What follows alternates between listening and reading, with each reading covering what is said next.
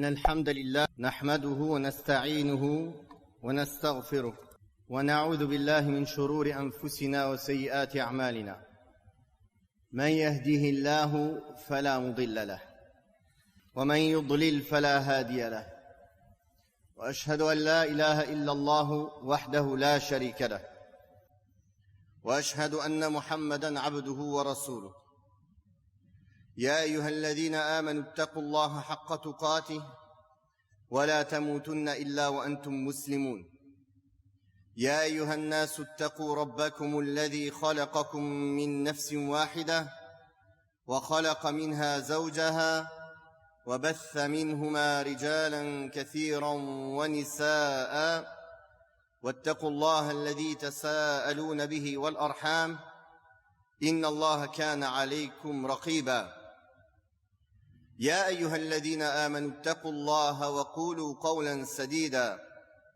يصلح لكم أعمالكم ويغفر لكم ذنوبكم ومن يطع الله ورسوله فقد فاز فوزا عظيما أما بعد فإن أصدق الحديث كتاب الله وخير الهدي هدي محمد صلى الله عليه وسلم وشر الأمور محدثاتها وكل محدثة بدعة وكل بدعة ضلالة وكل ضلالة في النار. Nous allons parler d'un sujet qui est essentiel pour tout musulman et plus particulièrement pour toute personne qui demande la science. Dans le hadith de Safwan ibn Assal, où il rapporte qu'il a été voir le messager d'Allah sallallahu alayhi wa sallam pour le questionner. Et il a dit, ô messager d'Allah, je suis venu te voir pour apprendre la science. Au prophète sallallahu alayhi wa sallam de lui répondre que l'étudiant en science soit le bienvenu. Et ensuite, il a mentionné les mérites de l'étudiant en science en disant, l'étudiant en science est entouré d'anges qui lui font ombrage de leurs ailes et qui montent les uns sur les autres jusqu'à arriver au ciel, et cela par satisfaction et amour pour la chose qu'il est venu chercher. Dans un autre hadith d'Abu Sa'id al-Khudri, radiyallahu anhu, deux tabi'i, deux parmi les suiveurs des compagnons sont venus le voir. Et quand ils venaient auprès de lui pour apprendre la science, il disait, c'est-à-dire Abu Sa'id, que ceux pour lesquels nous avons reçu des recommandations du prophète sallallahu alayhi wa sallam soient les bienvenus. Le messager d'Allah sallallahu alayhi wa sallam a dit, des territoires seront conquis, puis viendra des hommes ou des jeunes hommes pour apprendre de vous. Alors s'ils viennent à vous, enseignez-leur. Soyez doux avec eux. Faites-leur de la place dans vos assises et faites-leur comprendre le hadith. Et c'est ainsi qu'il en était avec Abu Sa'id al-Khudri radiyallahu anhu, qu'il leur disait que ceux pour lesquels nous avons reçu les recommandations soient les bienvenus. Puis il leur expliquait ce que le prophète sallallahu alayhi wa sallam leur a conseillé. Le musulman a besoin de la science religieuse plus que toute chose, plus même que la nourriture et la boisson. Car l'imam Ahmad rahimahullah a dit, les gens ont besoin de la science plus que de boire et de manger, car l'homme a besoin de boire et de manger que quelques fois par jour, alors qu'il a besoin de la science pour chacune de ses respirations. C'est-à-dire pour chaque geste, pour chaque chose qu'il veut entreprendre, pour chaque chose qu'il voudrait dire, pour chaque chose pour lesquelles il voudrait se taire. Il a besoin de connaître la science, de savoir qu'est-ce qu'Allah demande de lui à ce moment-là. Et ceci n'est possible qu'avec la science. Ibn al-Qayyim, dans An-Nuniyya, a dit dans le sens, l'ignorance est une maladie mortelle et son remède est composé de deux choses dont les quantités sont égales. Un texte du Coran et de la sunna, ainsi qu'un médecin qui va prescrire ce remède qui n'est autre que le savant éducateur. La demande de la science se partage en deux catégories. Une catégorie qui est obligatoire pour tout musulman et une catégorie qui est une obligation communautaire. C'est-à-dire que si une partie des musulmans la prend, cela n'est pas obligatoire pour le reste. La partie qui est obligatoire pour tout musulman, c'est le minimum à connaître concernant sa foi, concernant ses pratiques journalières et concernant toute chose qu'il voudrait entreprendre, alors il sera dans l'obligation de demander. L'imam Ibn al-Mubarak, rahimahullah, a été questionné sur le hadith où le prophète sallallahu alayhi wa sallam a dit « L'apprentissage de la science est une obligation pour chaque musulman. » Il a dit à ce sujet « Il n'est pas permis aux croyants de s'apprêter à accomplir une chose sans science. Et pour cela, il devra questionner les gens de science, car Allah tabaraka wa ta'ala a dit « Fas'alu ahla ad-dhikri in kuntum la ta'lamun » Demandez donc aux gens du rappel quand vous ne savez pas. Donc cette science-là qui nous aide à concrétiser la servitude à Allah est la science la plus noble et la science prioritaire. Et ce n'est pas toute science qui est profitable. La science profitable, comme a dit Ibn Rajab dans son livre Fadlu ilmi salafi ala ilmi al-khalaf, la science profitable est ce qui permet de maîtriser les textes du livre d'Allah et de la sunna du messager d'Allah sallallahu alayhi wa sallam. Et cela en se conformant aux paroles rapportées des compagnons pour leur compréhension, en privilégiant d'abord le fait de savoir discerner ce qui est authentique de ce qui est faible, puis le fait de s'efforcer à comprendre le sens de ces textes. Donc ce n'est pas toute science qui est profitable. La science profitable, il l'a dit ici, c'est celle qui nous permet de concrétiser ce pourquoi on a été créé. La question se pose, donc les sciences mondaines, est-ce qu'elles sont demandées? Elles sont demandées à condition qu'elles soient une aide pour concrétiser notre objectif. Elles ne sont pas demandées en soi. Ça c'est un. Deuxièmement, elles peuvent être demandées, devenir une obligation communautaire si la communauté musulmane a besoin de certaines de ces sciences. Mais il est sûr qu'elles n'auront jamais la valeur de la science islamique.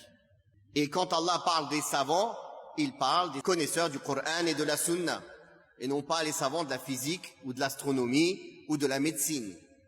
Et parfois, ces sciences-là peuvent être nocives.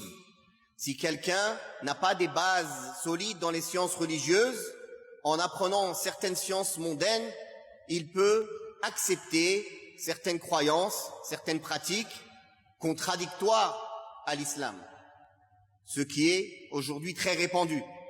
Des gens qui apprennent des sciences mondaines, la science de l'éducation, dans la médecine, dans la manière d'éduquer son âme, ils apprennent ça des non-musulmans, avec des méthodes qui n'ont rien à voir avec l'islam, et ils viennent habiller ça d'un habit islamique en disant « Alhamdulillah, masha'Allah, barakallahu fik ». Voilà, donc ça devient maintenant un coach islamique, un éducateur islamique. Tout son enseignement n'a rien d'islamique, mais il l'a islamisé avec un habit. C'est comme s'il a mis un tampon halal sur un cochon. Ça ne changera pas le statut du cochon. C'est illicite. Donc, toute personne qui veut s'ancrer dans ce type de sciences, sciences de l'éducation, la psychologie ou autre, doit d'abord maîtriser qu'est-ce que l'islam dit sur ces sujets. Comment l'islam voit ces sujets.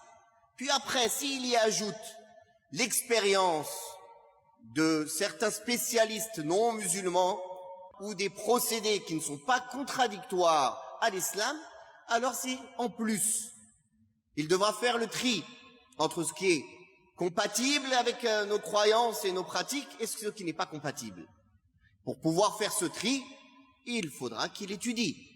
S'il n'a pas étudié auparavant ce sujet auprès des gens de science, il n'aura pas la capacité de lui-même de faire le tri. de savoir ce qui est bon et mauvais à prendre dans ces sciences mondaines. D'ailleurs, Ibn al-Qayyim a dit à ce sujet, la science, c'est Allah a dit, son messager a dit, les compagnons ont dit. Ce sont eux les doués de connaissance, et la science n'est pas le fait de lever l'étendard de la divergence entre la vie d'une personne et la parole du messager d'Allah sallallahu alayhi wa sallam. En effet, la divergence n'est pas un argument en islam.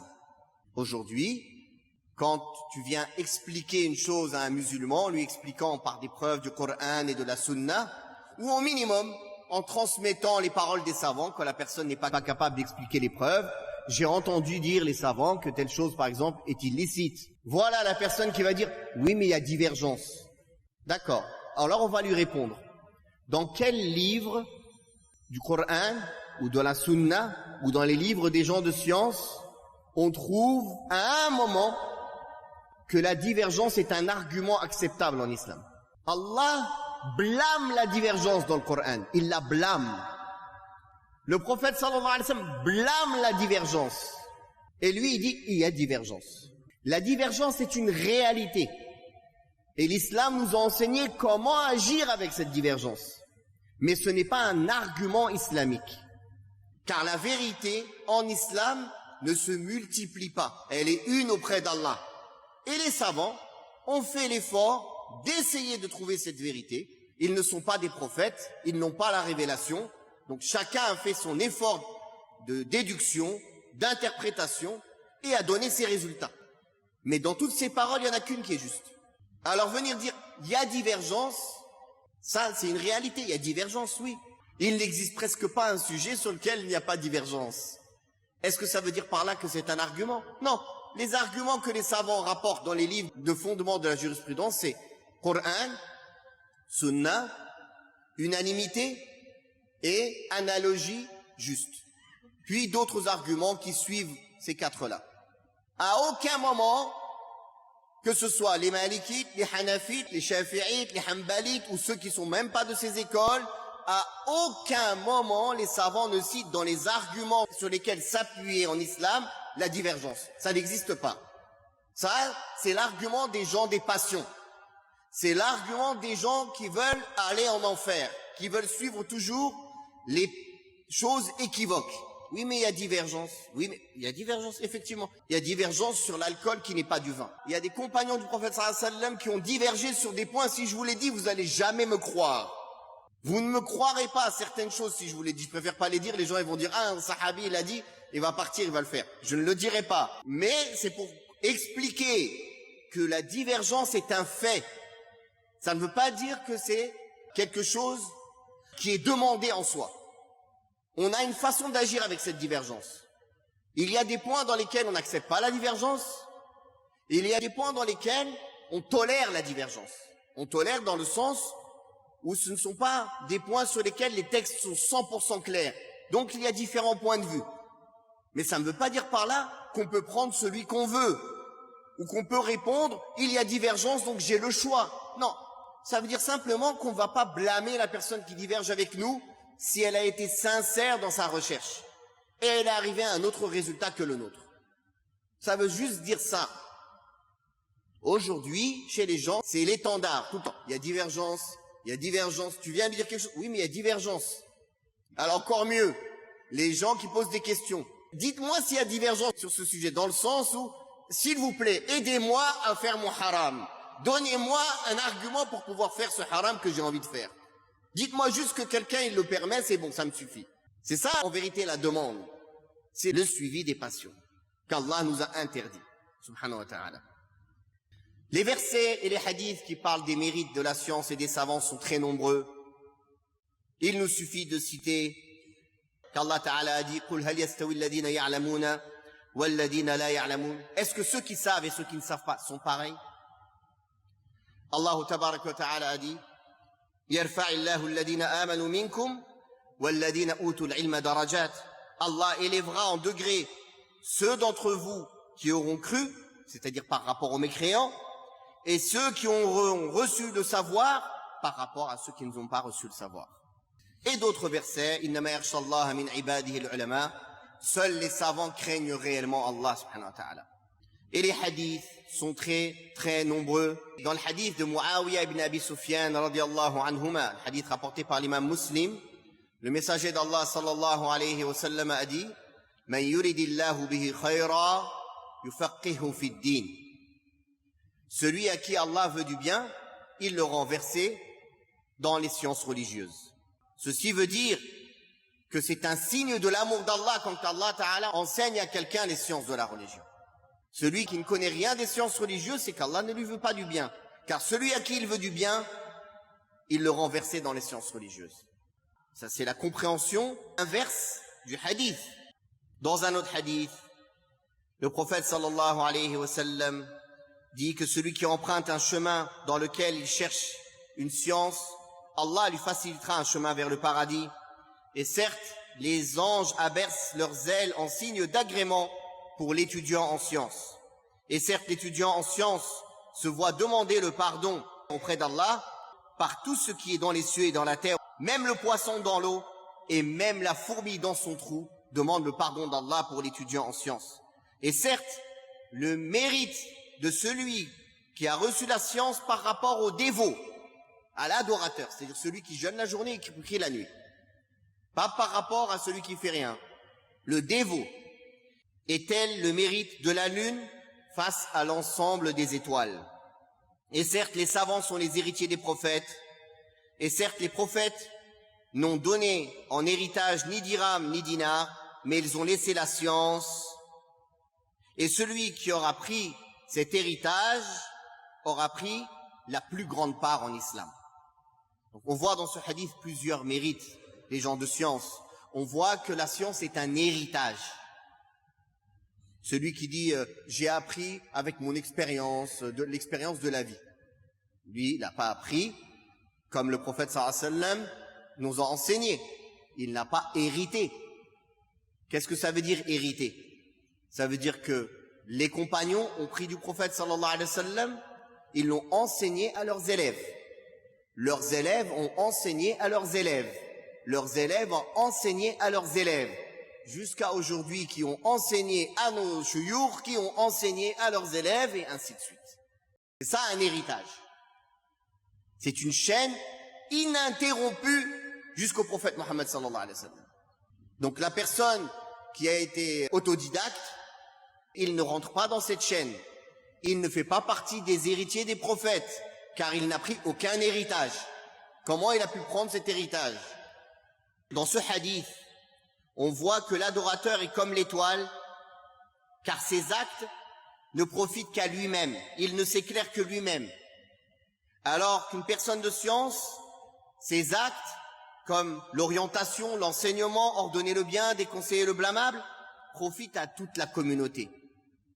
Donc, elle est comme la lune qui éclaire, plus que sa simple circonférence, beaucoup plus. Alors que l'étoile, sa lumière est très petite, très faible par rapport à la lune.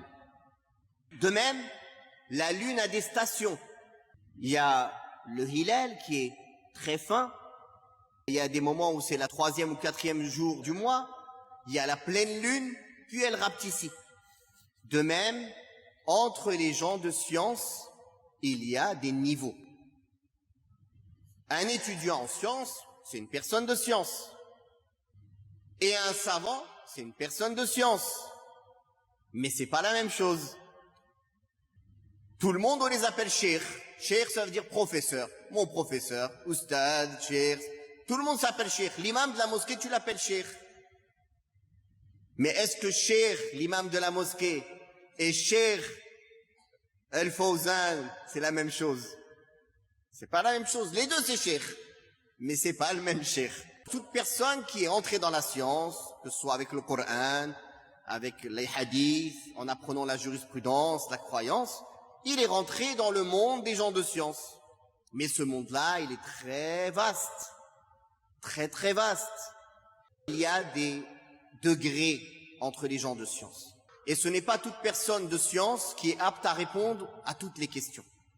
Il y a des personnes, c'est des bons professeurs dans leur mosquée, dans leur région.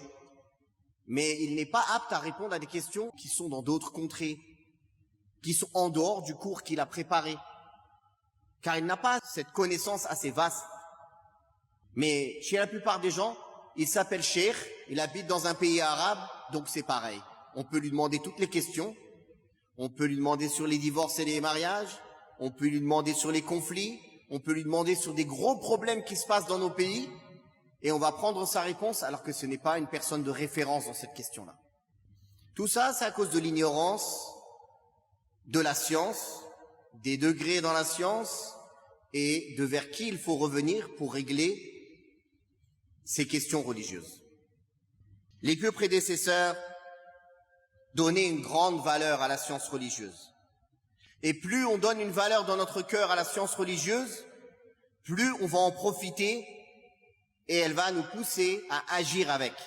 Car en finalité, si la personne n'agit pas avec cette science, elle sera un témoin contre lui le jour du jugement dernier. Ali ibn Abi Talib, radiyallahu anhu, a dit « Apprends ce que je vais te dire. Les gens sont de 3 catégories. Un savant éducateur, un étudiant qui est sur le chemin du salut, et des moutons suiveurs. Et des moutons suiveurs. Tout berger qui crie pour les rassembler, ils le suivent. » C'est de là que l'on comprend que si on donne de la valeur à la science, car Allah Ta'ala a dit « وَمَنْ يُعَظِّمْ شَعَائِرَ اللَّهِ فَإِنَّهَا مِنْ تَقْوَى الْقُلُوبِ » Celui qui prend en haute considération les rites sacrés d'Allah, cela provient de la piété des cœurs. Alors, on comprend qu'il y a une certaine politesse à respecter pour que cette science nous soit profitable. D'ailleurs, Sufyan al-Thawri rahimahullah a dit, l'un d'entre nous, lorsqu'il voulait apprendre la science, il s'éduquait et il s'adonnait à l'adoration pendant 20 ans avant de pouvoir apprendre la science. L'imam Malik, sa mère, l'habillait des plus beaux habits et lui disait « Va chez Rabi'a », un des savants de Médine, et apprends de sa politesse avant d'apprendre de sa science. Ibn al-Mubarak, rahimahullah, a dit « J'ai étudié les règles de bienséance et la politesse pendant 30 ans, puis j'ai étudié la science pendant 20 ans. » Ibn al-Jawzi a dit « La politesse a bien failli être ou représenter les 2/3 de la science. » La politesse a bien failli être les 2/3 de la science.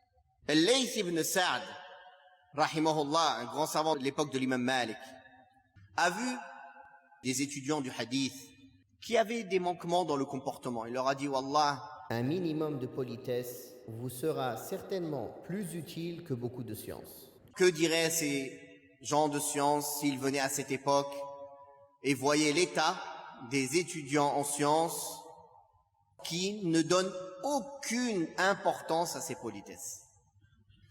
Parmi les politesses dans l'étude de la science, c'est déjà la politesse avec Allah, d'être sincère dans la demande de la science et de ne pas la chercher pour s'élever sur terre, ni même pour un bien éphémère de ce bas monde, ni même pour se montrer devant les gens ou polémiquer avec eux ou se dire « j'apprends comme ça, j'aurai réponse à tout ce qu'on me demande ».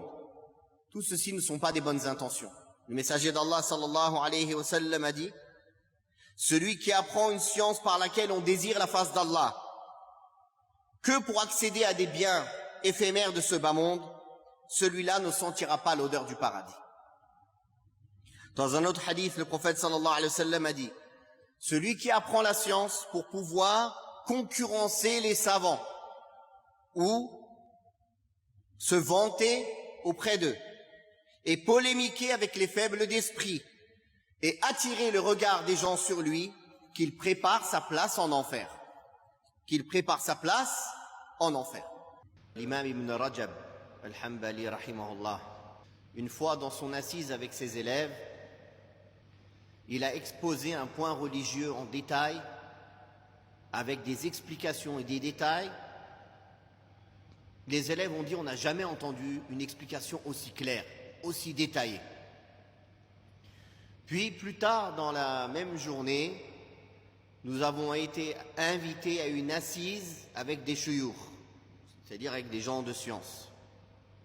Et dans cette assise, notre cheikh était aussi invité, Ibn Rajab.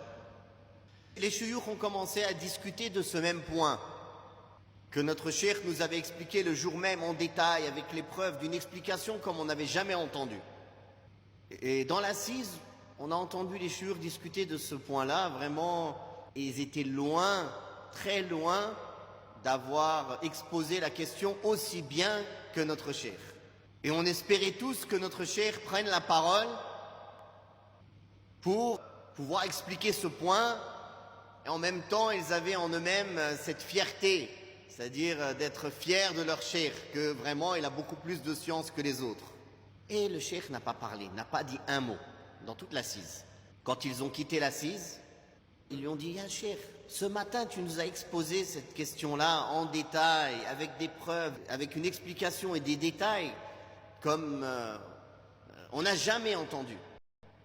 Pourquoi n'as-tu pas pris la parole dans cette assise où ils parlaient de ce même point? Ils étaient très loin de ce que tu as expliqué. » L'imam Ibn Rajab leur a répondu « L'assise de ce matin, c'était pour Allah. Et l'assise de tout à l'heure, c'était pour dunya. Voilà pourquoi je n'ai pas parlé. Quand je vous expliquais, je le faisais pour Allah. Alors que là-bas, si j'avais pris la parole, quel était l'intérêt à part de me montrer? Donc, je n'ai pas pris la parole. Voilà un exemple de la recherche de la sincérité dans l'étude de la science et dans son enseignement. L'objectif de l'étudiant comme de l'enseignant doit toujours être de plaire à Allah et non pas plaire aux gens. Parfois, les deux vont dans le même sens, mais de nombreuses fois, les deux s'opposent. Parfois pour plaire à Allah, et souvent pour plaire à Allah, il faut déplaire aux gens. Et dire, et faire des choses, et prendre des positions, et donner un enseignement qui ne va pas dans le sens des passions des gens, ou de ce qu'ils désireraient, ou de leurs habitudes, ou quoi que ce soit. C'est à ça qu'on reconnaît une vraie personne de science. Quand il parle, yuraqibullah.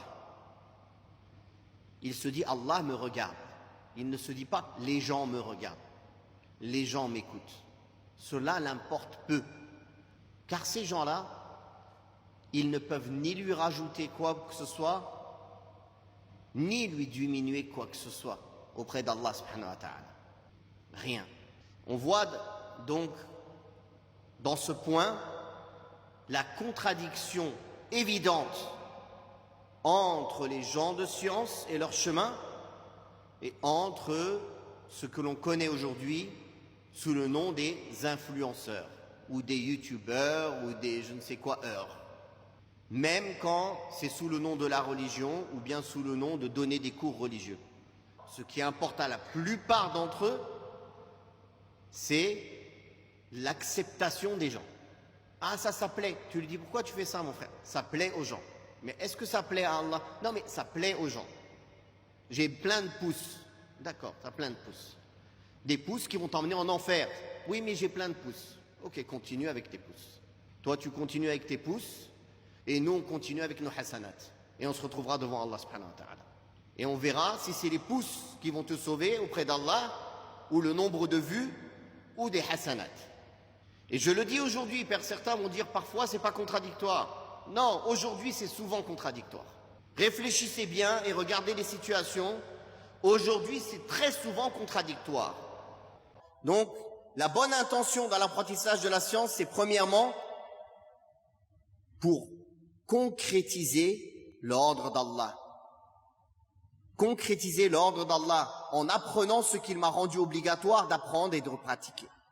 C'est-à-dire éloigner l'ignorance de moi-même, puis éloigner l'ignorance des autres en leur enseignant ce que j'ai appris. Ça, c'est la première intention. La deuxième, c'est de préserver la révélation, la législation islamique, cette révélation. Comment elle se préserve? Par les gens qui l'apprennent et qui la mémorisent et qui l'enseignent. Parmi les bonnes intentions dans l'apprentissage de la science, c'est de mettre en pratique et de se conformer à la sunna du prophète sallallahu alayhi wa sallam dans son apprentissage. Mettre en pratique ce que l'on a appris, car sinon cette science sera un témoin contre nous le jour du jugement dernier. L'imam Ahmad ibn Hanbal, rahimahullah, il connaissait 1 million de hadiths par cœur, avec les doublons. Quand on dit 1 million de hadiths, parfois c'est le même hadith avec plusieurs chaînes de transmission. Donc s'il y a 3 chaînes, on dit il y a 3 hadiths. Donc 1 million avec les doublons. Et il a dit, je n'ai jamais écrit un hadith sans le mettre en pratique au moins une fois, de peur qu'il soit une preuve contre moi le jour du jugement dernier. Voilà comment est la baraka de la science. Et dans une autre version, il a dit, et je ne les ai jamais mis en pratique sans que j'ai pu, après cela, le mémoriser. Donc quand il écrivait un hadith, il le mettait en pratique, et quand il le mettait en pratique, il le mémorisait. Et il a mémorisé combien de hadiths? 1 million de hadiths. Rahimahullah. La différence entre la science bénéfique et celle qui n'est pas utile, la science bénéfique, c'est celle qui nous pousse à connaître mieux Allah, à mieux l'adorer, à mieux concrétiser sa servitude et l'objectif pourquoi Allah nous a créés sur cette terre. Alors que la science qui est inutile, c'est des connaissances. Des connaissances parfois sur des choses religieuses, mais qui ne changeront rien à ta pratique. De quelle couleur était le vêtement de Moussa alayhi salam? Ça change quoi à ta foi en Allah, en Moussa alayhi salam, en son message, de savoir la couleur de son vêtement? Ou des questions qui ne concernent que Allah Ta'ala. Qu'est-ce qu'Allah a fait dans l'au-delà de telle et telle personne? Ça te concerne en quoi? Ça change quoi dans ta foi, dans ta pratique? Rien. Car ça ne te concerne pas, ça concerne le jugement d'Allah. Qu'est-ce qu'Allah a décidé de faire d'une quelqu'un? Et on sait qu'Allah, il n'est pas injuste. Donc quoi qu'il ait décidé de faire, ce sera la justice. Ou la miséricorde. Ou la justice, ou la miséricorde. Il n'y aura jamais d'injustice. Tout ça, pourquoi les gens sont comme ça? Parce qu'ils n'ont pas été éduqués. Ils n'ont pas eu de professeur, ils n'ont pas eu des chouyours qui, quand il a dit une bêtise, il lui a dit « tais-toi ». Oui, mais non, il n'y a pas de mais, tais-toi, écoute. Voilà. Quand une fois, 2 fois, 3 fois, 4 fois, après il va comprendre, il dit « ah oui, il faut que j'arrête de dire des bêtises. Ça fait 3 fois qu'il me dit de me taire ».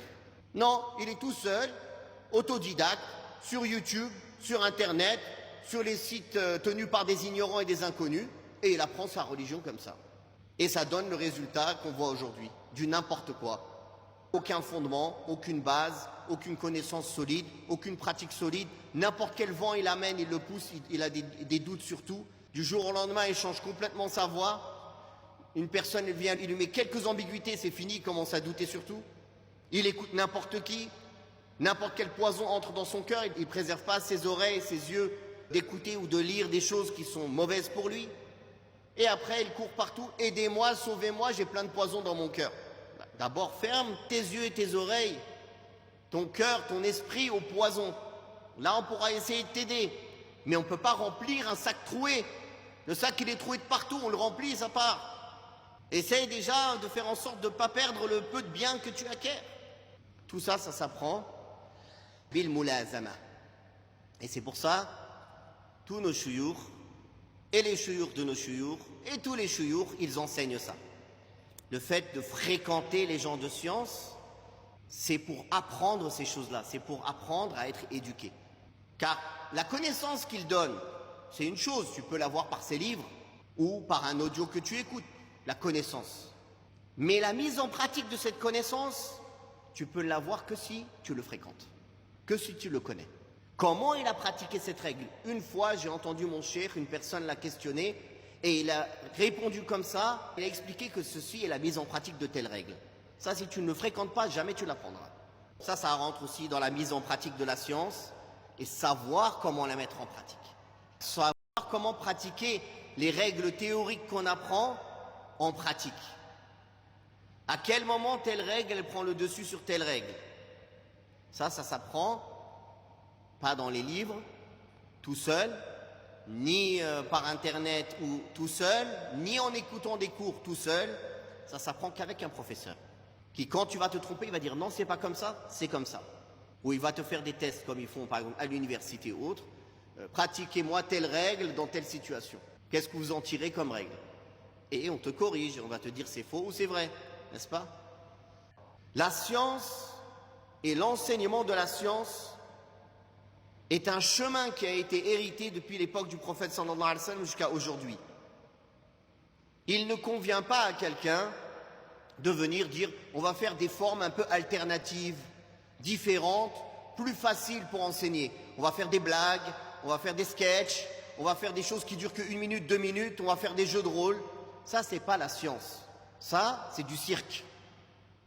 Ça, c'est rabaisser la science. Ça, c'est se moquer du Coran et de la Sunna. Jamais un savant en islam n'a fait ça ou n'a agréé cela. Cela ne prouve que le peu de valeur qu'il y a dans le cœur de cette personne pour cette science, pour cette révélation. Allah Ta'ala, en parlant du Coran, il a dit « Wa ma huwa bil hazl » C'est pas un jeu, c'est pas une blague. C'est l'enfer et le paradis. C'est pas ça plaît aux gens ou ça plaît pas aux gens. Si on n'a pas compris cela, on n'a rien compris à tout l'islam. Et c'est un point essentiel qui dirige tous les choix d'un étudiant, d'un professeur, d'un enseignant, d'un prédicateur dans sa vie. Est-ce qu'il cherche par son choix, chaque choix qu'il fait, chaque parole qu'il dit, chaque jugement qu'il donne, il faut qu'il soit prêt à en répondre devant Allah. Et avant de le faire, qu'il se demande, est-ce que cela plaît à Allah ou non? En islam, et l'intention doit être bonne, et le moyen d'atteindre cet objectif doit être bon. La fin ne justifie pas les moyens. On ne dit pas oui mais les gens écoutent, oui mais les gens aiment ça. On peut dire peut-être cette personne, au fond, il a une bonne intention, peut-être, mais sa manière d'agir n'est pas bonne.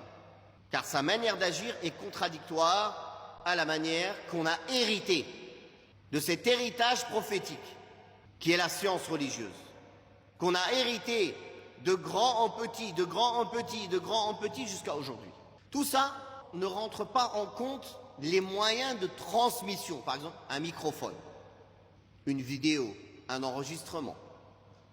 Ça ne change rien au cours. Le cours qui est donné, il est le même que quand il n'y avait pas de microphone, il n'y avait pas de vidéo, il n'y avait pas d'enregistrement. Donc la manière d'enseigner est la même. La seule différence, c'est que ça permet que ma voix soit entendue plus loin, c'est tout. Donc ce sont des moyens qui aident à la transmission, mais qui ne changent pas ni le fond, ni la forme de l'enseignement. Ni le fond, ni la forme de l'enseignement. Parmi les qualités et les politesses à avoir dans l'étude de la science, c'est de ne pas être avide de ce bas monde, d'être désintéressé de ce bas monde, de n'utiliser toutes les choses de ce bas monde que comme un moyen de concrétiser l'ordre d'Allah et non pas comme un objectif en soi. D'ailleurs, beaucoup de frères et de sœurs croient que parce qu'une chose est halal, il n'est pas blâmé s'il l'a fait. On ne peut pas le blâmer. Est-ce que c'est vrai ou c'est faux? C'est pas totalement vrai. Pourquoi? Le halal, le licite, c'est-à-dire qui n'est ni une obligation, ni quelque chose de recommandé, ni quelque chose de haram, ni quelque chose de réprouvé, détestable. C'est halal. C'est-à-dire il n'y a ni récompense ni péché à le faire, à la base. Allah Ta'ala l'a rendu licite aux croyants. Pourquoi? Pour qu'ils puissent s'aider de cela pour combler ses besoins, pour pouvoir concrétiser l'adoration d'Allah. Mais si maintenant il utilise cette chose-là pour se détourner de l'adoration d'Allah, pour être dans l'insouciance, parce qu'il ne fait que s'occuper à amasser ce qu'il considère comme halal. Et à cause de cela, il délaisse beaucoup d'obligations, ou il les fait mal. Alors au minimum, si ça ne le pousse pas dans le péché, ça va le faire baisser en degré et en valeur auprès d'Allah.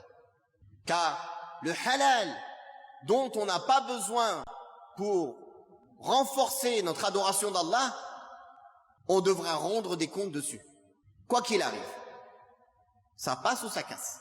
C'est pour cela que le musulman sincère, il n'est pas attaché à ce bas monde. Son cœur est détaché de ce bas monde. Il a de l'argent, il l'utilise pour ses besoins, pour les proches, pour la famille, peu importe, dans les choses qu'Allah aime. Il n'en a pas, alhamdoulilah, il patiente. L'argent augmente, l'argent baisse, ça n'affecte pas son cœur. Mais quand il a fait une erreur, il a été privé d'une bonne action ou il a fait un péché, ça affecte son cœur. Il est malheureux, il est triste, il fait tout pour réparer cette erreur. C'est avec cela qu'on le reconnaît à quoi est attaché le cœur. Si quand on a perdu de l'argent, on est triste, quand on a perdu des bonnes actions, on n'est pas triste, c'est-à-dire qu'on sait à quoi le cœur est attaché. Il peut y avoir des gens très riches qui sont ascètes et des gens très pauvres qui sont avides de ce bas monde. L'argent est un bienfait dans la main d'une personne reconnaissante et pieuse qui en est complètement détachée, et elle est un mal pour celui qui est attaché et qui peut le causer à sa perte. Et ça, c'est la majorité des gens, comme Allah tabaraka wa ta'ala a dit, « Kalla innal insana la yatagha ar-ra'ahu istaghna » Certes, l'être humain transgresse quand il se sent riche, quand il se sent aisé. Ça y est, il n'a pas besoin d'Allah, il a tout ce qu'il faut. Il ne demande plus. Quand il était pauvre, il disait « Ya Allah ».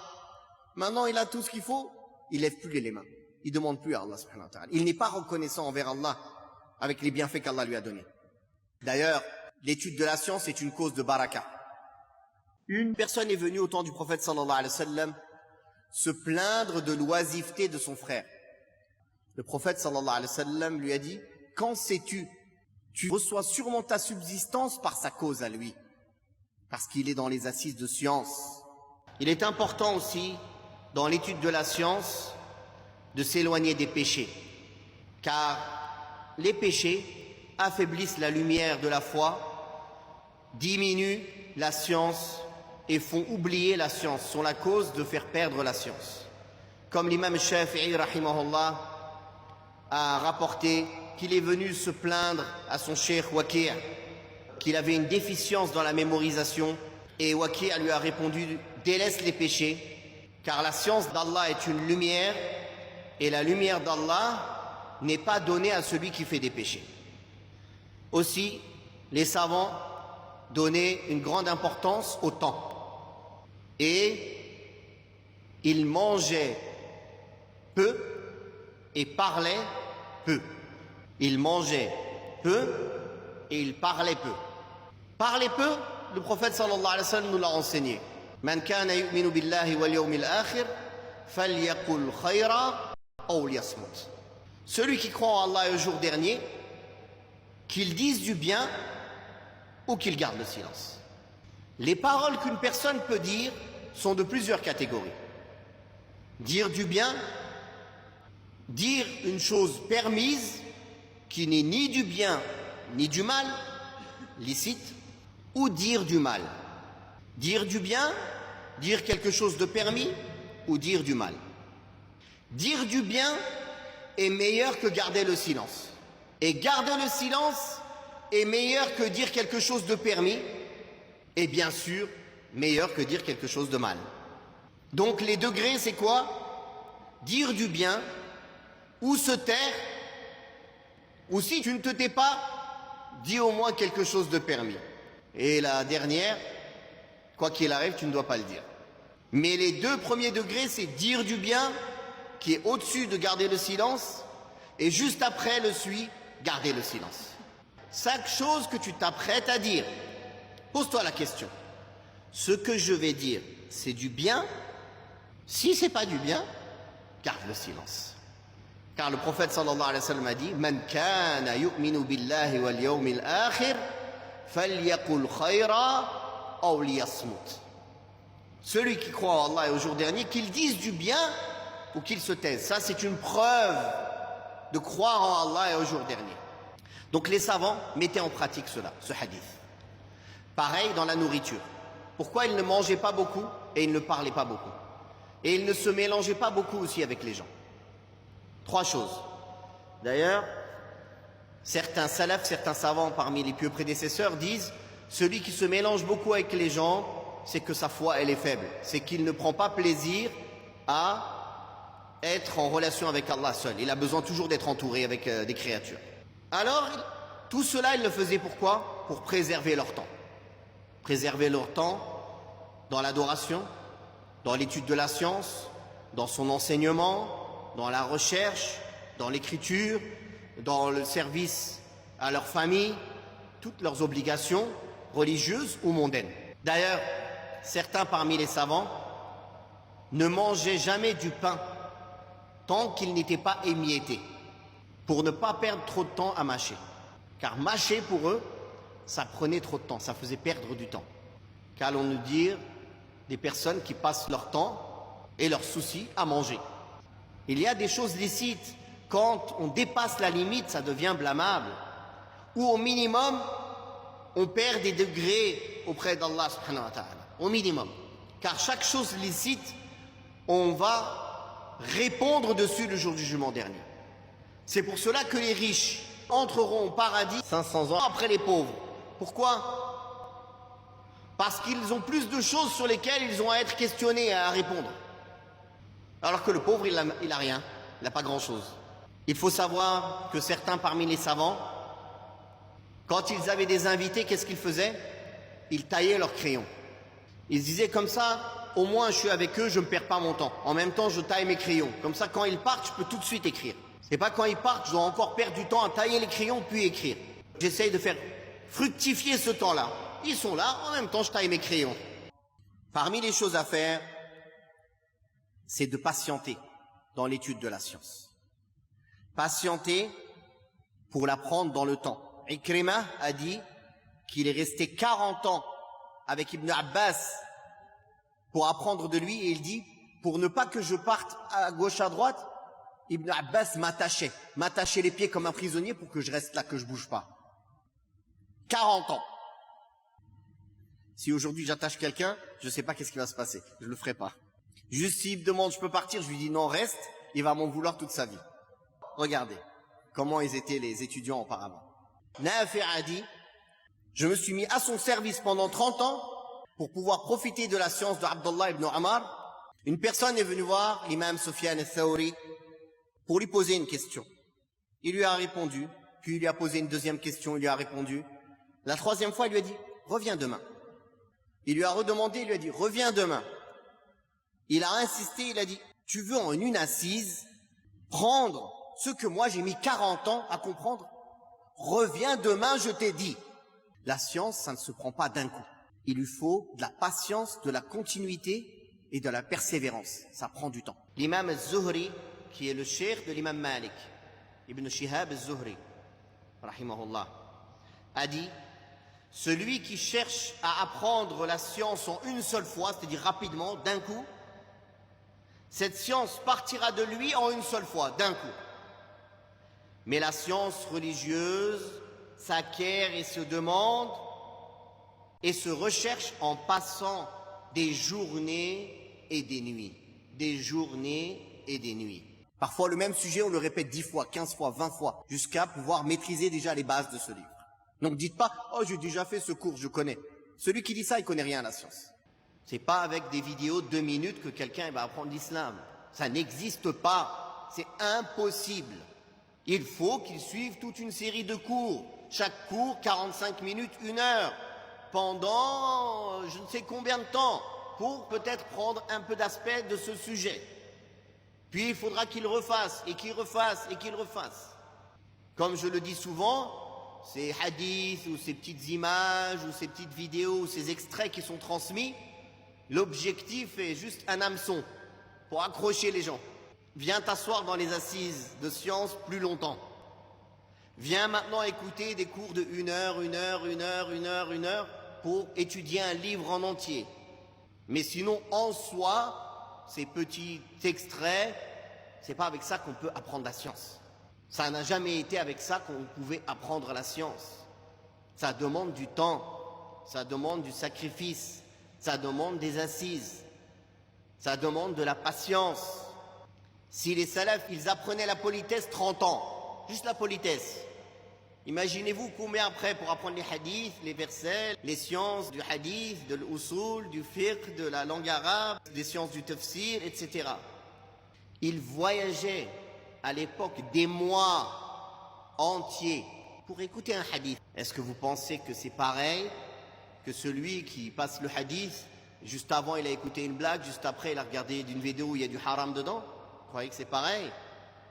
C'est sûr que c'est pas pareil. D'où le danger aujourd'hui justement de ces moyens, j'appelle plus ça des moyens de communication, parce que ce n'est pas des moyens de communication, des moyens d'abrutissement, des moyens de tuer le temps, et tuer la vie, et tuer le capital qu'Allah nous a donné, et tuer la religion. Parmi les politesses et les règles auxquelles les savants et les étudiants donnaient une grande importance, c'est la politesse avec leur shuyukh. Leur shuyukh, c'est-à-dire leur professeur. Premièrement, dans le choix du professeur. Il est très important à l'étudiant en sciences de choisir un professeur qui lui-même a pris de professeurs compétents, qui eux-mêmes ont pris de professeurs, c'est-à-dire qui a hérité de cet héritage prophétique d'une chaîne de transmission ininterrompue jusqu'au prophète Mohammed sallallahu alayhi wa sallam.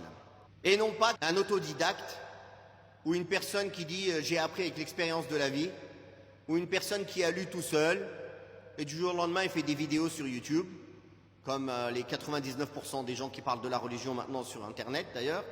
Ceux-là ne sont pas dignes de prendre la science d'eux et la religion d'eux. Donc il y a deux caractéristiques, deux aspects essentiels à chercher chez son professeur. Premièrement, il est connu déjà pour avoir appris la science, pour avoir étudié la science auprès des gens de science. Que ce soit d'une manière académique dans les universités ou avec les shuyukh, ou les deux en même temps. Le mieux est les deux en même temps, car l'un complète l'autre. Et qu'on connaît de lui, de son état apparent, qu'il est une personne sur la sunna, dans sa croyance, dans sa mise en pratique de ce qu'il enseigne. C'est-à-dire, ce n'est pas juste un académicien qui vient, qui connaît son cours par cœur, comme on dit un docteur. Il est là, d'accord, il a un del devant son nom, mais il est loin de ce qu'il enseigne. Mais c'est une personne qui est attachée à l'enseignement qu'il donne, dans sa vie de tous les jours. Aussi, on doit connaître de lui qu'il soit sur une bonne croyance et une bonne voie, des bons mœurs, qu'il pratique sa science de manière générale. Bien sûr, personne n'est parfait, même les gens de science, ils font des erreurs, mais ce n'est pas leur habitude. Leur habitude est la piété et la pratique. À la différence des autres qui, leur habitude est la transgression et le péché, ou l'ignorance. Comme l'a rapporté l'imam Muslim dans son introduction de Sahih Muslim, en disant que Mohammed ibn Sirin, le savant parmi les tabi'in, parmi les suiveurs des compagnons, de même ça a été rapporté de Hassan al-Basri et de plusieurs parmi les savants des tabi'in, qui ont tous dit cette même parole, qui ont dit certes, cette science est votre religion. Alors regardez bien de qui vous prenez votre religion. S'il vous donne des mauvaises informations, des mauvaises connaissances, des mauvaises pratiques, c'est-à-dire que vous risquez de le suivre dans son égarement. Cette parole est un fondement dans le fait qu'il est interdit en islam de prendre sa religion d'un inconnu. Qu'est-ce que ça veut dire un inconnu? Un inconnu, il a plusieurs caractéristiques. Ou un inconnu, c'est-à-dire on ne connaît pas son identité, on ne sait même pas c'est qui. Ou bien un inconnu, on connaît son nom, on connaît son identité, mais on ne connaît pas son état. On n'est pas capable de savoir si c'est une personne qui est fiable dans sa science ou fiable dans sa croyance. On ne sait pas. Quand on dit on ne sait pas, ça ne veut pas dire que on pense du mal de lui. Non. On a une bonne opinion générale de tous les musulmans. Mais quand il s'agit d'apprendre la science, on ne peut pas se suffire de cette bonne opinion générale. On a besoin d'en savoir un peu plus. Comme le cas d'une personne qui veut se marier, n'est-ce pas? On a une bonne opinion générale des hommes et des femmes parmi les musulmans. Mais quand il cherche à se marier, il creuse, il enquête, il demande sur le comportement, les mœurs, la religion de cette personne, de cette femme ou de cet homme. Et ceci est légiféré, n'est-ce pas? Il ne va pas aller se marier comme ça avec la première personne qu'il rencontre dans la rue. Le commerce. Si une personne vient pour faire du commerce, Il va enquêter, il va questionner. Oui, tu habites où, mon frère? Dans telle ville, en France. Qui tu connais là-bas? Telle et telle personne. D'accord. Salam alaikum. Est-ce que vous connaissez tel frère? Est-ce qu'il est sérieux dans son commerce? Est-ce qu'il est connu pour être quelqu'un de confiance? N'est-ce pas? Donc, on a compris ça pour le commerce, on a compris ça pour la femme, mais on ne veut pas comprendre ça pour l'islam. Non, je vais sur YouTube, le sujet m'intéresse, j'écoute. On m'envoie un lien, je clique dessus. Et après, oui, mais il dit rien de mal. Mais quelle science tu as pour dire qu'il ne dit rien de mal? Tu es ignorant. Est-ce qu'un ignorant, il peut juger qu'une personne, elle dit du bien ou du mal? Ou un savant, il sait si cette personne, elle dit du bien ou du mal? Ou bien sa manière d'enseigner est bonne ou mauvaise? Donc, la base, c'est que tant qu'on ne connaît pas l'état d'une personne, on ne doit pas apprendre la science de lui. Comment on connaît l'état d'une personne? Soit il a été agréé par ses chouyours, par ses professeurs, qui eux-mêmes sont connus pour être des gens de science et qui ont dit cette personne est de confiance, vous pouvez prendre votre science de lui. Soit au moins ses pairs ou les gens qui l'ont devancé dans la science et dans l'enseignement le recommandent. Ils vont dire oui, cette personne, on connaît du bien de lui. Mais sinon il sort comme ça de nulle part, on ne dit pas du mal de lui, on ne dit pas du bien de lui, laissez-le faire ses preuves et on verra. On a vu beaucoup de gens comme ça sortir de nulle part. Tout le monde les a écoutés et au bout de 2, 3 ans, 4 ans, 5 ans, ils ont emmené un grand nombre de gens avec eux dans l'égarement. Au début, leurs paroles, elles paraissaient bien. Pour toute personne du commun, ils n'y voyaient aucun problème. Il dit Allah a dit, le prophète sallallahu alayhi wa sallam a dit. Oui, il n'y a pas un innovateur qui dit moi j'ai dit. Tous les innovateurs, ils disent Allah a dit, le prophète sallallahu alayhi wa sallam a dit. Même les gens qui ont des grandes innovations. Sauf qu'ils les disent avec une mauvaise compréhension, avec une mauvaise pratique. Ils ne reviennent pas à la compréhension des savants de l'islam, ni des pieux prédécesseurs en cela. Ils ont une compréhension innovée de ces textes. Les textes sont vrais, mais leur interprétation est mauvaise. Ou parfois les textes sont faibles. Ils vont citer des hadiths qui ne sont pas authentiques. Et ils vont tirer des règles sur ce hadith, par exemple. À l'époque de Ali ibn Abi Talib, radiyallahu anhu, les Khawarij, qui s'étaient isolés à Harura et qui voulaient combattre les musulmans, qui les rendaient mécréants, il leur a envoyé Abdullah ibn Abbas, radiyallahu anhuma, pour essayer de les convaincre de se repentir de leur innovation et de revenir au droit chemin. Et il l'a conseillé, débat avec eux en utilisant le hadith, car le Coran peut comporter plusieurs visages. Chacun peut l'interpréter comme il veut. Il ramène un verset, il l'interprète à sa manière.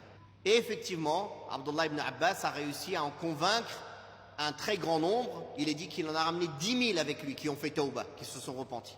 Il n'a pas envoyé un ignorant, il a envoyé un savant pour qu'il puisse leur expliquer, qu'il puisse répondre à leurs ambiguïtés. Et il a dit, quand je suis arrivé là-bas, je les ai vus, ils étaient jaunes, tellement ils priaient la nuit, ils jeûnaient, ils avaient des traces de l'adoration sur leur visage. C'est-à-dire, n'importe quelle personne aurait pu être trompée par leurs adorations. Et le prophète sallallahu alayhi wa sallam a dit qu'ils sortent plus vite de l'islam qu'une flèche qui quitte son arc. D'ailleurs, Ibn Abd al-Barr a rapporté dans Jami' Bayan al-Ilm wa Fadlihi que Abdullah ibn Mas'ud radiyallahu anhu a dit: les gens ne cessent de se porter bien tant qu'ils prennent cette science des grands, mais quand ils commenceront à la prendre des petits, ils seront perdus. De même, Abu Umayya a rapporté que le messager d'Allah sallallahu alayhi wa sallam a dit que parmi les signes de l'heure, c'est que la science sera demandée chez les petits. Il a été demandé à Abdullah ibn al-Mubarak, rahimahullah, qui sont les petits? Il a dit, ce sont ceux qui parlent selon leur propre avis. Mais le petit qui rapporte d'un grand n'est pas petit. C'est pour cela qu'il faut faire attention aussi aux infiltrés dans le monde de la science. Et aujourd'hui, encore pire, il y a quelque chose qui peut être utilisé pour un grand mal. Mais j'espère qu'il sera la cause d'un grand bien, qui est l'intelligence artificielle. C'est un bien, Inch'Allah. Ça va être utilisé beaucoup pour le mal, car des gens vont tromper. Ils l'ont déjà fait auparavant, mais ils n'avaient pas autant de techniques aussi pointues, à couper des paroles de savants, à les coller, ou à transmettre des savants des paroles qui ne sont pas vraies, ou à sortir des fatwas de leur contexte, ou bien des ignorants qui ouvrent des sites internet où ils réunissent toutes les fatwas alors qu'ils n'ont aucune compétence ni pour traduire, ni pour vérifier l'authenticité de la fatwa, ni pour savoir si c'est une erreur. Car même un grand savant, il peut faire une erreur. Et l'étudiant, justement, il est là pour ça, pour faire attention de ne pas transmettre les erreurs des savants, de ne transmettre que les bonnes paroles. Mais quand c'est des ignorants qui tiennent ces sites, toute leur vie, ils n'ont fait que copier-coller, copier-coller. Malheureusement, c'est devenu un site de référence chez la plupart des francophones. C'est honteux. Alors, avec l'intelligence artificielle, maintenant, plus personne ne peut faire confiance ni à une vidéo, ni à un audio, n'est-ce pas? Bientôt, on pourra voir une vidéo d'une personne qu'on connaît pour la science, et ils vont le mettre en vidéo en train de faire quelque chose de haram ou un péché. On va dire, regardez celui que vous écoutez, regardez ce qu'il fait. Par exemple, et ce ne sera pas lui. Ou bien on va lui faire dire une chose qu'il n'a pas dite, ou déformer une chose qu'il a dite. Mais quand je dis que j'espère qu'il y a un bien derrière cela, pourquoi? Parce que les gens seront obligés de revenir concrètement et physiquement à une personne de confiance. Ce qu'ils auraient dû faire tout ce temps-là et qu'ils n'ont pas fait. Parce qu'ils avaient la facilité de taper sur Internet et de trouver les réponses tout seuls, qui était une très grande erreur. Car il ne pouvait pas s'assurer de la véracité de ce qu'il entend ou ce qu'il lit. Il ne peut pas s'assurer aussi que cette parole est juste ou non, même si elle est réellement attribuée à tel ou tel cheikh. Et quand il tombe sur des avis contradictoires, il n'a aucun bagage pour savoir quel avis il doit choisir, alors il suit ses passions. Mais maintenant, peut-être, je l'espère, qu'avec ce danger de l'intelligence artificielle, les gens vont revenir à la bonne manière, à la bonne méthodologie pour apprendre la science et pour poser les questions et avoir des réponses à leurs questions. C'est-à-dire se diriger directement vers les gens de science. Ce qu'ils ont arrêté de faire. Ou ce qu'ils n'ont jamais fait. Certains, ils ne l'ont jamais fait. Depuis qu'il y a cette époque d'Internet. D'où l'importance, dès maintenant et depuis avant, de prendre cette habitude. Quand on va sur Internet, il ne faut prendre que des sites Internet tenus par des gens de science. Que ce soit un site en français, ou en anglais, ou en arabe, ou qui que ce soit. La personne qui le tient, qui le vérifie, ou le superviseur, doit être une personne de science, qui puisse trier et enlever ce qui n'est pas bon et laisser ce qui est bon. Et deuxièmement, bien sûr, les sites ou les canaux de confiance. La même chose qu'on a dit pour les professeurs, ça s'applique aussi sur les sites Internet ou sur les comptes YouTube ou autres. C'est la même chose en fait. C'est pas parce que c'est sur Internet que les conditions qu'on a citées ne sont pas à respecter. C'est exactement les mêmes conditions qu'on a citées que pour le choix du professeur. C'est les mêmes. Et j'espère que cette parole trouvera enfin écho dans l'oreille de mes frères. Car subhanallah, j'ai l'impression de parler à des sourds. Et Allah m'en est témoin que ça fait 15 ans que je répète ces mêmes paroles, avant même qu'il y avait l'histoire de l'intelligence artificielle. Parmi les politesses dans l'apprentissage de la science liée à son professeur, en arabe on dit à son cheikh, c'est le respect de son professeur par respect de la science qu'il porte, car l'islam nous a appris à respecter les plus grands que nous, en âge, en science ou en degré. Par exemple, un dirigeant, un gouverneur, on le respecte pour sa place, une personne âgée, une personne qui a plus de science que nous. Le prophète sallallahu alayhi wa sallam a dit, celui qui n'est pas compatissant avec nos plus petits et qui ne reconnaît pas le droit de nos plus grands ne fait pas partie des nôtres. Deux frères sont entrés dans une assise, le petit a voulu parler, il lui a dit, laisse parler le grand. Laisse parler le grand. Donc quand on est dans une assise avec une personne de science, on ne prend pas la parole, on le laisse parler. Si une personne donne de l'importance à la religion d'Allah, au rite sacré d'Allah subhanahu wa ta'ala, alors cela se reflète sur son comportement et sur ses paroles par le respect et la haute considération qu'il donne à la science, aux assises de science et aux gens de science. Comme l'a rapporté l'imam al-Bayhaqi dans son livre Al-Madkhal ila Sunan al-Kubra, selon Sha'bi, il a dit Zayd ibn Thabit est parti pour monter sur sa monture. Et voilà que quand il est arrivé pour mettre son pied dans l'étrier, Abdullah ibn Abbas a mis sa main pour le porter. Il lui a dit, écarte-toi d'ici, ô cousin du messager d'Allah. Et voilà, Abdullah ibn Abbas a dit, non, c'est comme ça qu'on nous a enseigné d'être avec les savants et les plus grands. L'imam al-Darimi a rapporté dans son Sunan avec une chaîne de transmission authentique que Zuhri, Ibn Shihab al-Zuhri, un grand imam de l'islam, un des professeurs de l'imam Malik, a dit, je venais à la porte de Urwa ibn Zubayr et je m'asseyais à sa porte jusqu'à ce qu'il sorte. Et j'avais peur d'entrer et de le déranger. Tout ceci par respect que j'avais pour lui.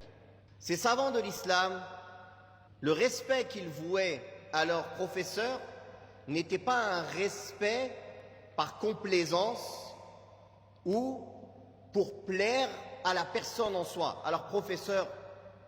C'est un respect qu'ils vouaient avant tout à la religion d'Allah. Et ils faisaient cela comme une adoration pour Allah subhanahu wa ta'ala. Et ce n'était qu'une retranscription de la valeur et de l'amour qu'ils avaient dans leur cœur pour la science religieuse et pour la religion d'Allah. C'est pour cela que ce respect n'était pas seulement valable quand ils étaient devant eux, par complaisance, et dès qu'ils leur tournaient le dos, ils n'avaient pas de respect pour leurs professeurs et leurs shuyukh. Non, même en leur absence, ils continuaient à les respecter comme en leur présence, parce qu'ils faisaient cela pour Allah et non pas pour plaire aux cheikhs.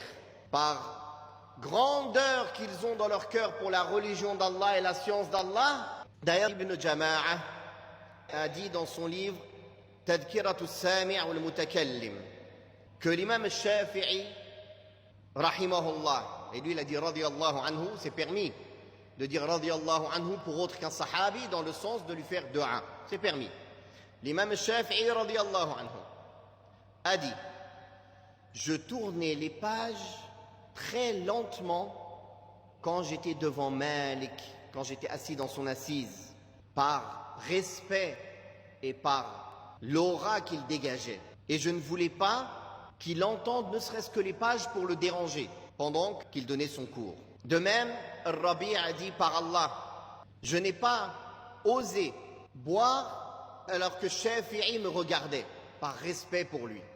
Ibn al-Jawzi rapporte dans Manaqib al-Imam Ahmad, page 71, que Ishaq ibn Ibrahim al-Qazzaz a dit, Ishaq al-Shahidi a rapporté, je voyais Yahya al-Qattan, un grand savant du hadith.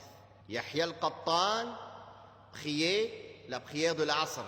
Puis, il s'appuyait au mimbar de la mosquée et il restait comme ça.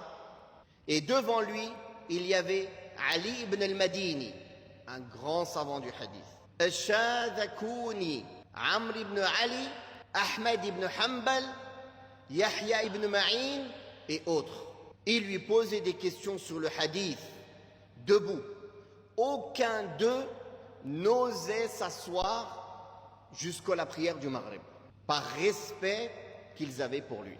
Parmi les politesses à avoir avec son professeur, c'est de patienter sur les méfaits qui pourraient parvenir de sa part. Ibn Jama'a a rapporté dans le même livre, page 41, que Shafi'i, rahimahullah, a dit, il a été dit à Sufyan ibn Uyayna, il y a des gens qui viennent de tous les coins de la terre pour venir apprendre la religion auprès de toi. Et puis toi, tu te mets en colère contre eux. Si ça continue, ils vont partir et te délaisser. Alors, Sufyan ibn Uyayna, rahimahullah, a dit à cette personne qui a questionné, s'ils font cela, ils sont des imbéciles comme toi. S'ils ont délaissé ce qui leur est utile à cause de mon mauvais comportement, alors ils ne sont que des imbéciles. Al-Bayhaqi a rapporté dans le Madkhal ila Sunan que Abu Daoud Sulayman ibn Ma'bad a dit, j'ai entendu Al-Asma'i dire, celui qui ne supporte pas de s'avilir un moment pour apprendre la science, il supportera l'avilissement de l'ignorance éternellement. Celui qui ne supporte pas de se rabaisser, de s'avilir pour apprendre la science un moment, il va s'avilir un moment et Allah va l'élever avec cette science qu'il va connaître et pratiquer. Il connaîtra l'avilissement de l'ignorance toute sa vie. Il a dit aussi que l'imam Shafi'i rahimahullah a dit, il y avait deux personnes qui venaient voir Al-A'mash. L'un d'eux était occupé par la science du hadith et l'autre, il n'avait que peu d'importance pour cette science-là. Voilà que l'A'mash s'est fâché un jour contre celui qui donnait une importance à la science du hadith. Il s'est mis en colère contre lui. L'autre a dit, Wallah, s'il s'était mis en colère contre moi comme ça, je ne serais plus jamais allé le voir. Alors l'A'mash a dit, s'il fait cela, il sera aussi bête que toi. Est-ce qu'il va me délaisser et délaisser ce qui lui est utile à cause de mon mauvais comportement? Ainsi, il arrive que certains professeurs soient durs avec leurs élèves, car ils ne sont que des êtres humains en finalité, et ils ont des humeurs. Même le juge, le prophète sallallahu alayhi wa sallam a dit, le juge ne juge pas alors qu'il est en colère. Même un juge, parce que pour arriver à un degré de juge, en islam, il faut avoir un degré dans la science. Il peut être en colère et ne pas juger justement. C'est pour ça qu'il n'a pas le droit de juger alors qu'il est en colère. Je me rappelle une anecdote avec notre cheikh Saleh al-Luhaydan rahimahullah, à la Mecque il y a une quinzaine d'années. Après avoir assisté à son cours, il était président de la haute cour de justice d'Arabie. Donc il avait toujours des gardes parmi les policiers, parce qu'il y avait des gens qui lui voulaient du mal. Quand on est président de la haute cour, on fait des jugements, parfois on peut s'attirer la colère de certaines personnes. Donc, il a fait ses fatawas, son cours, pendant le mois de Ramadan. Et il a répondu aux questions. Il a dit, après le cours, personne ne me suit pour me poser des questions. Et le cheikh avait répondu à une question auparavant d'une importance, grande importance. C'était une question de vie ou de mort, à une situation. Et j'avais passé la question par écrit au cheikh pendant le cours pour qu'il essaie d'y répondre. Et les personnes qui étaient concernées, c'était vraiment une question de vie ou de mort. C'était une question très importante. Et la question n'est pas passée. Et les personnes étaient toujours derrière moi. Demande, s'il te plaît. Alors j'ai fait l'erreur de quand même suivre le cheikh pour essayer de lui poser la question. Et voilà qu'il s'est retourné et il m'a mis un coup, mais un vrai coup de karaté dans la gorge. Un vrai, mais subhanallah, incroyable. Et il m'a dit, j'ai dit non. J'ai dit, ok, excusez-moi, cheikh. Ça arrive, alhamdulillah, je l'ai pris comme mon père qui me pousse. C'est mon cheikh. Pourquoi je vais me fâcher contre lui? Il l'avait prévenu, ne me suivez pas après le cours. Je n'ai eu que ce que j'ai mérité. Et ceci arrive souvent. Et l'imbécile, c'est celui qui délaisse son cheikh, son professeur de qui il profite dans l'éducation, dans l'enseignement, à cause d'une chose qui a pu arriver, parce qu'il l'a déçu, parce qu'il lui a peut-être mal parlé un jour, parce qu'il a été dur avec lui, ou parce qu'il ne lui a pas répondu comme il l'aurait voulu, ou autre. Et une fois, le cheikh de nos chouyours, cheikh al-Uthaymin, rahimahullah, il était connu, il a dit, quand j'ai un invité, personne ne vient me poser de questions. Laissez-moi partir avec mon invité. Il y a toujours des gens qui n'aiment pas respecter les règles. Et une fois, il est venu pour lui poser une question alors qu'il avait un invité, il lui a mis un gros coup. Mais un vrai coup, il lui a mis un gros coup. Et jusqu'à maintenant, il le raconte, il en rigole. Il aurait pu être idiot et garder une rancœur envers le cheikh et arrêter de profiter de lui. Il a été intelligent, il a pris sur lui et il a continué à profiter du cheikh. Donc, ça fait partie aussi de l'étude de la science de patienter sur les méfaits qui peuvent découler de son professeur.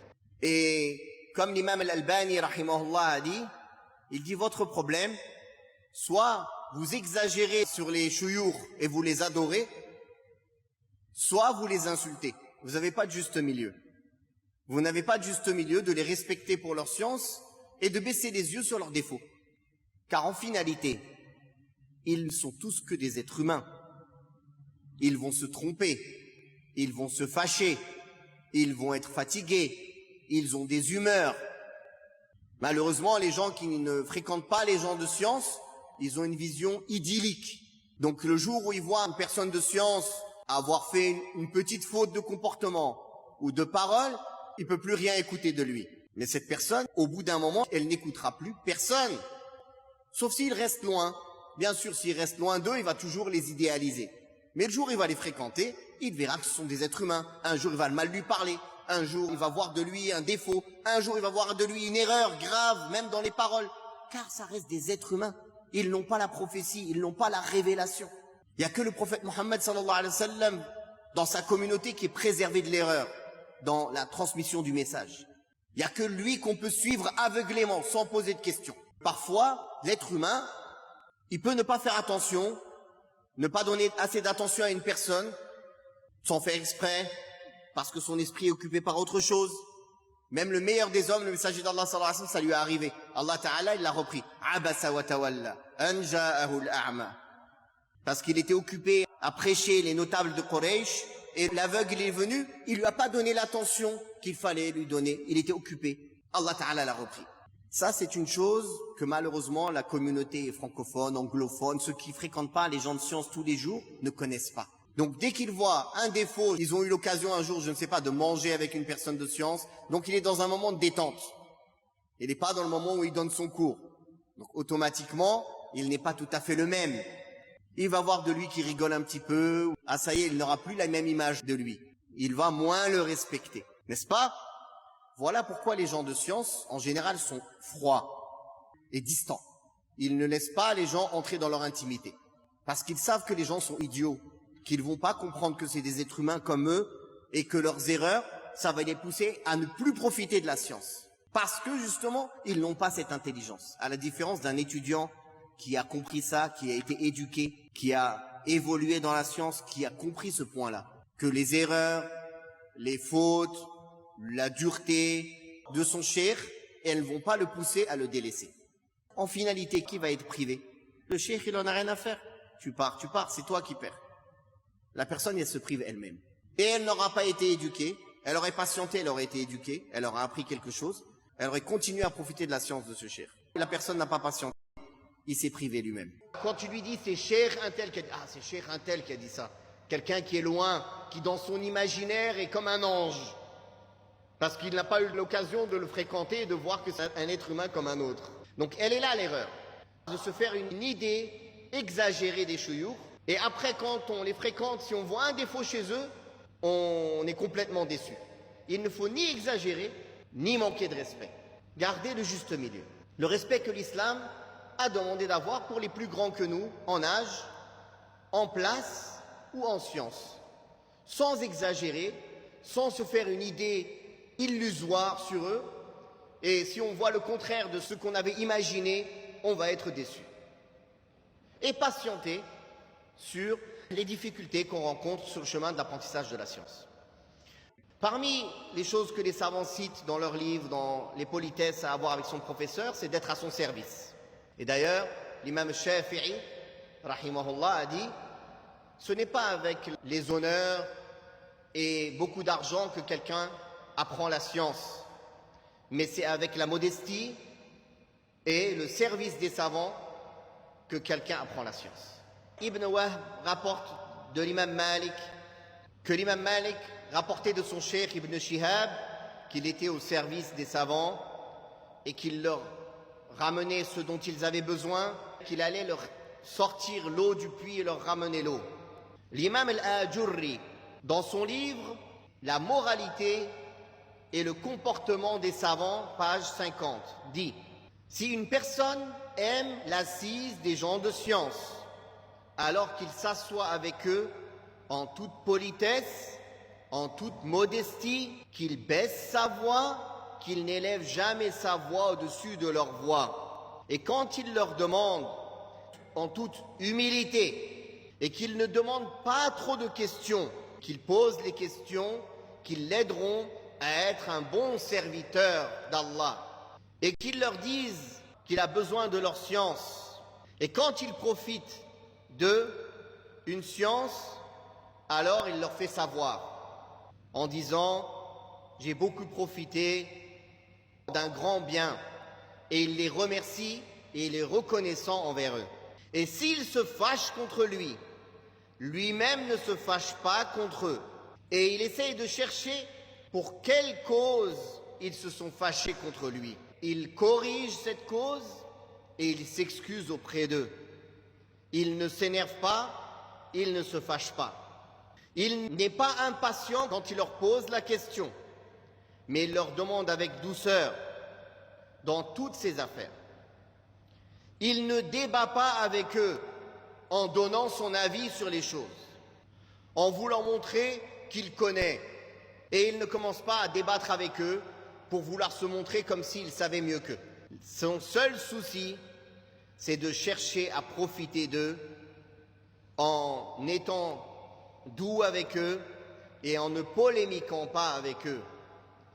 Et non pas, non plus, en allant se vanter et débattre avec les faibles d'esprit, mais il va pas à pas, doucement, avec les savants, en les respectant, jusqu'à ce qu'il apprenne ce qui lui augmente en science et en degré auprès d'Allah subhanahu wa ta'ala et dans la religion d'Allah subhanahu wa ta'ala.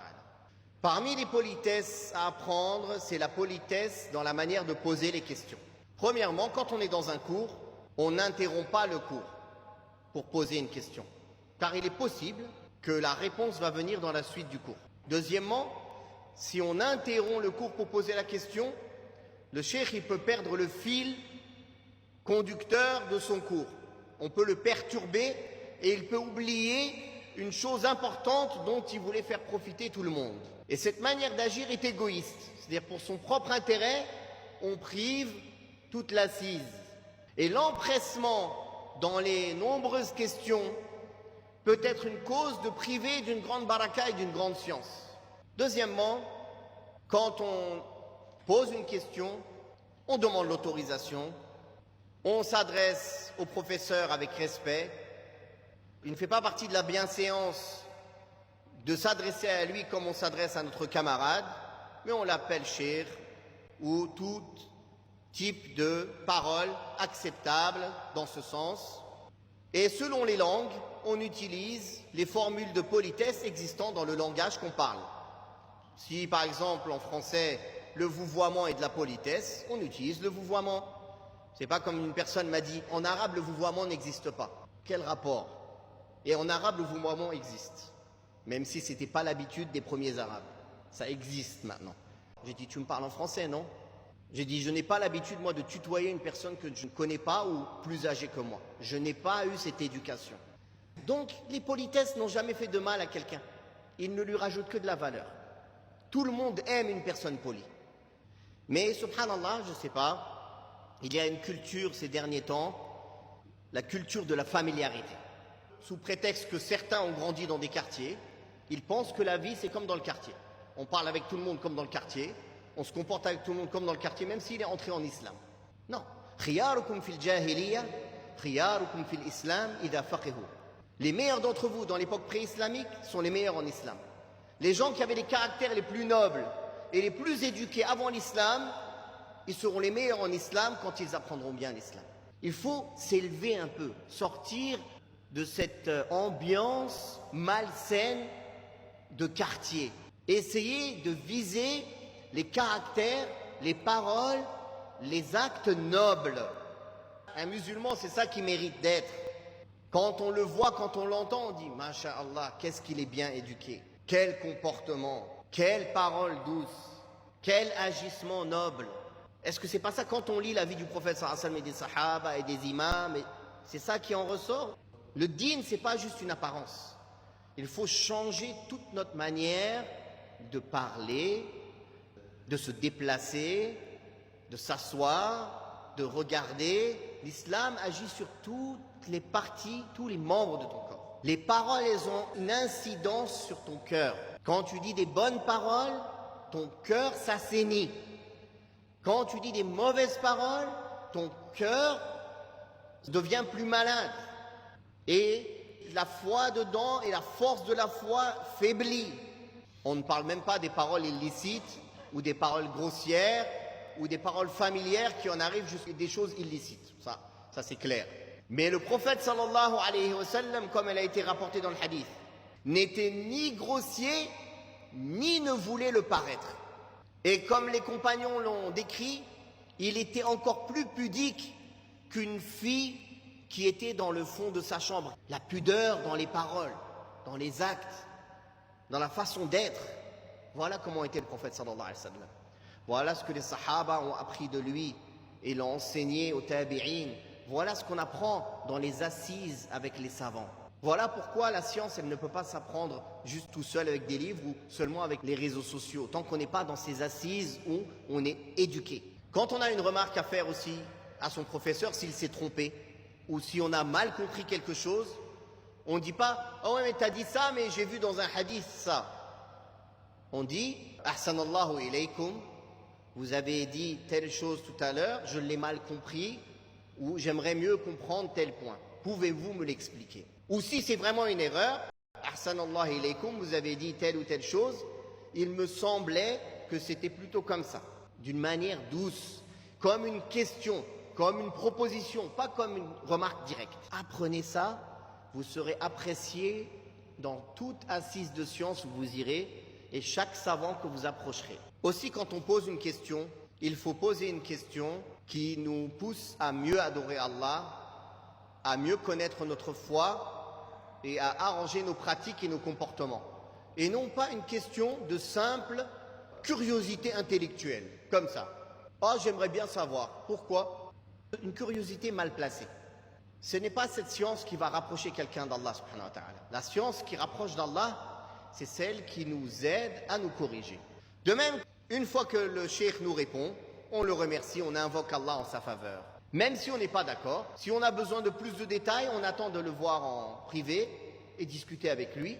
Ou si on a entendu un autre avis qui nous convainc et qu'on n'est pas d'accord avec la position du cheikh en question, on ne le polémique pas, on suit ce qui nous convainc. Si un autre cheikh a donné un autre avis plus convaincant avec des preuves et qu'on n'est pas convaincu par cet avis qu'on vient d'entendre, on ne commence pas à dire « oui, mais j'ai entendu tel cheikh dire ». Oui, on sait que, alhamdulillah, la plupart des avis dans la jurisprudence sont des avis où il y a beaucoup de divergences. Toute personne qui a étudié sait ça. L'avis même que vous citez, la personne l'a étudié, l'a lu, l'a relu. Donc peut-être que lui, il n'a pas cet avis, ou il ne penche pas vers cet avis. Si vous n'êtes pas convaincu, vous n'êtes pas obligé de le suivre. Mais ce n'est pas pour autant que vous allez débattre ou polémiquer avec lui.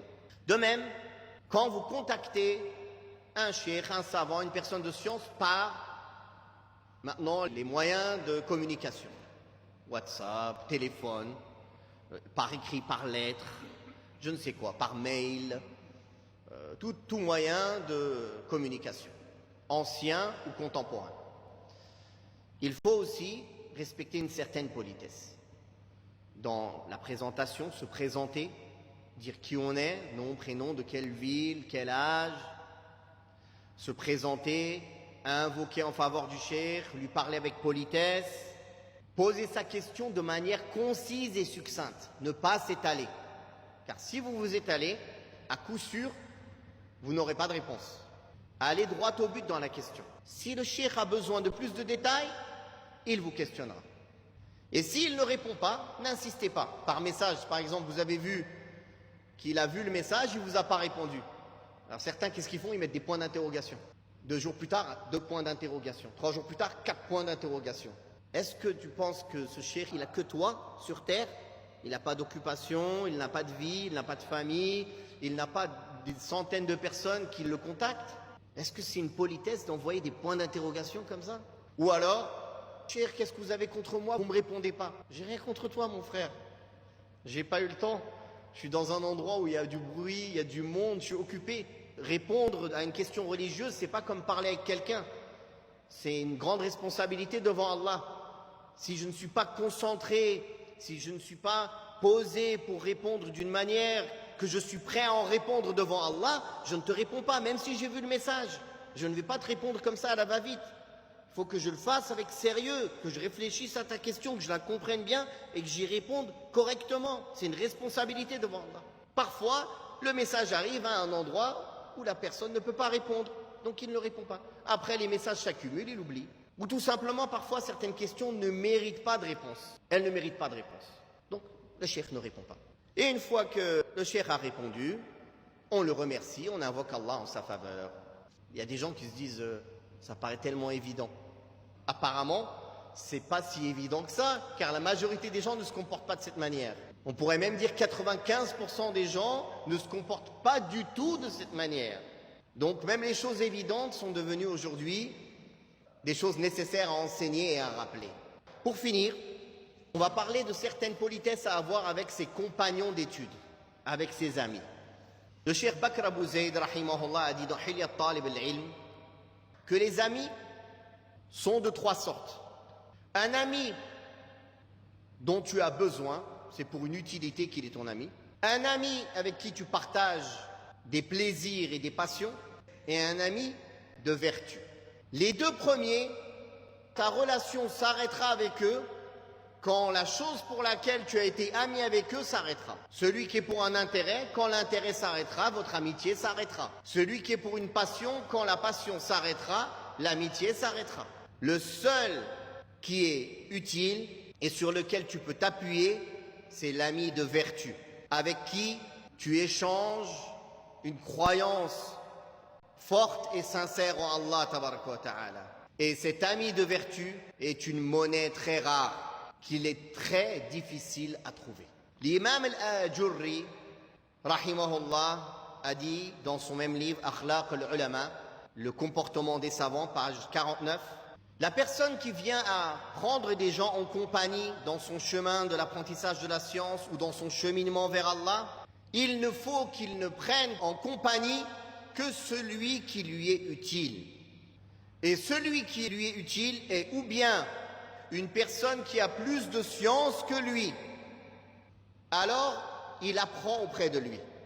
Ou bien une personne comme lui, alors il se rappelle, il révise la science entre eux pour ne pas l'oublier. Ou bien une personne qui en connaît moins que lui, mais qui veut apprendre, alors il lui enseigne. Ces 3-là, tu ne te lasses jamais d'eux, car leur compagnie n'amène que du bien. Si une relation, elle ne t'est d'aucune utilité auprès d'Allah, dans le sens où tu n'es pas un de ces 3-là, ou bien tu enseignes le bien, ou bien vous vous entraidez dans le bien, vous vous rappelez le bien, ou bien il t'enseigne le bien, alors ce n'est pas une relation utile. Mieux vaut la couper. Aussi, parmi les politesses à avoir avec ses camarades d'études ou les frères en général, c'est d'éviter tout ce qui mène à la haine, à la division, à la jalousie. Il faut aimer pour son frère ce qu'on aime pour soi-même, se concurrencer dans le bien sans avoir de jalousie envers lui, une mauvaise jalousie, et ne pas rentrer dans des débats futiles, surtout des débats dans lesquels on veut gagner et on ne veut pas que ce soit la vérité qui gagne. Des débats dans lesquels l'intérêt n'est pas apprendre, mais l'intérêt c'est savoir qui a raison. Comme souvent, malheureusement, on est questionné, mon ami il a dit ça, moi j'ai dit ça, qui a raison? Je dis personne n'a raison. Personne n'a raison parce que vous vous débattez juste pour savoir qui a raison. Vous ne débattez pas pour savoir qu'est-ce qui plaît à Allah. Donc personne n'a raison. Wallahu ta'ala a'la wa a'lam. Wa sallallahu ala Muhammadin wa ala alihi wa sahbihi wa sallam. Walhamdulillahi rabbil alamin.